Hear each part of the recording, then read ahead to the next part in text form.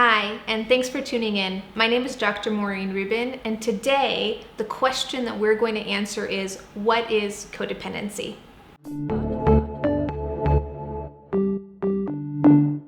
Codependency is an adult experience that happens as a result of developmental or childhood trauma.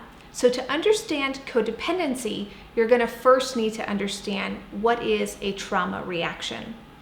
In our brain, there is a part of the brain called the amygdala. And the amygdala is about the size of two little almonds put together.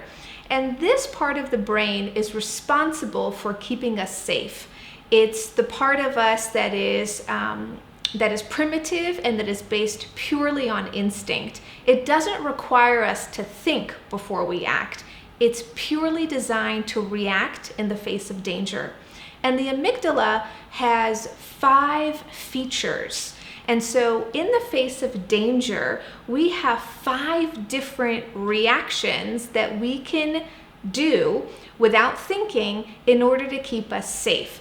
Sort of like a reflex. Like if I go to the doctor and he hits my knee and my leg pops up as a reflex, I don't have to think about it, it just happens. The amygdala works exactly the same way. In the face of danger or threat, the brain activates the amygdala. The amygdala makes a decision, and it usually makes one of 5 decisions. So we're going to talk about what those are. Most people have heard of fight, flight, or freeze. But the other 2 that you might not have heard of are called fawn and flop.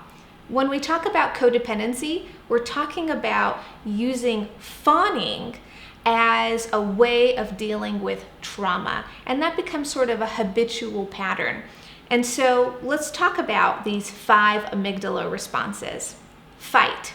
The amygdala chooses fight if it does a very quick calculation and it says to itself, okay, I'm bigger than you, I'm stronger than you, I think I can win, I'm gonna fight.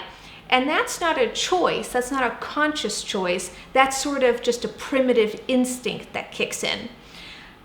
If, though, however, I'm in a situation where the other person or the other threat is bigger, stronger, faster, I might not choose fight, I might choose freeze, or I might choose flee, which is to run away. But let's say that I can't fight because I wouldn't win, or freezing doesn't seem like a good option, and running away, there's nowhere to go. If I can't escape and I can't fight, I'm going to try another strategy, and the strategy is called fawn. Fawning is appeasing. So I might try to appeal to the dangerous person or entity. I might try to get them to like me. I might try to get on their good side so that I could be safe and protected from danger. When a person is struggling with codependency, this usually comes as a result of a delayed stress response from childhood, where in order to survive their family chaos or their family system, in order to feel safe with a parent or both parents, they used fawning.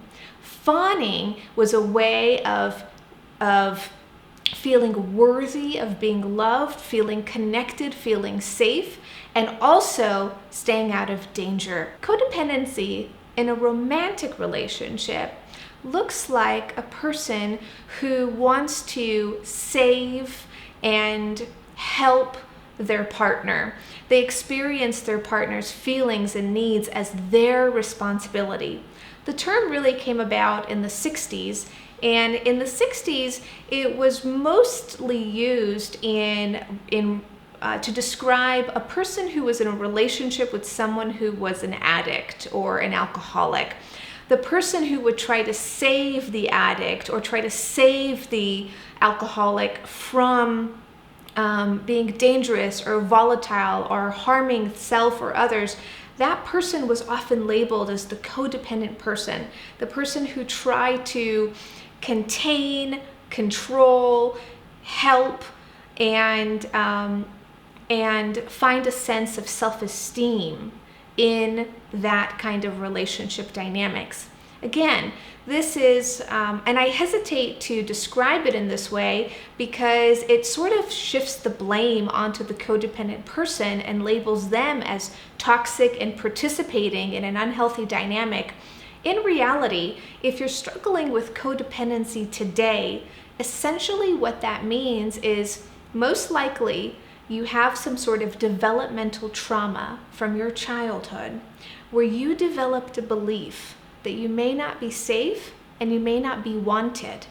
You may not feel like you belonged in your family or were wanted or safe. And so to cope with that, you found a way to be needed.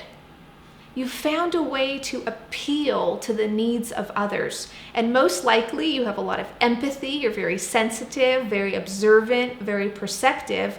And so that was sort of the natural inclination where you became hyper aware of the needs and feelings of others. And you learned to cater to those needs and feelings, and in exchange received validation and praise, which for the moment helped give you a sense of self-esteem and worthiness.